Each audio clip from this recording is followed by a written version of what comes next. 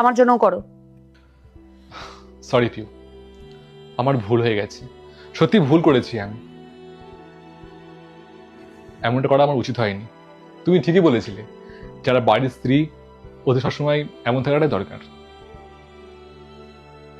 না হলে ঘরে শান্তি আসে না, শৃঙ্খলা আসে না। বাড়ির বউ যদি এমনভাবে থাকে তাহলে তো সবকিছু নষ্ট হয়ে যাবে। তুমি ঠিকই বলেছিলে, তুমি ঠিক ছিলে, আমি ভুল। সত্যি আমার ভুল হয়ে গেছে। পৃথিবীর সমস্ত পুরুষদেরকে এটা বোঝা উচিত যে বাড়ির বউ আর বাইরের মেয়েকে এক করলে একদমই হবে না, এটা ভুল। না হলে সব নষ্ট হয়ে যায়। আই এম সরি, আমি ভুল, তুমি ঠিক ছিলে। আমিও তোমাকে শিক্ষা দেওয়ার জন্য এই নাটকটা করলাম, বোঝানোর জন্য। মানে? আমি খাবার টাবার সবই বানিয়েছি। চলো ফ্রেশ হয়ে নাও, আমি খেতে দিচ্ছি। আর কথাটা যেন মাথায় থাকে।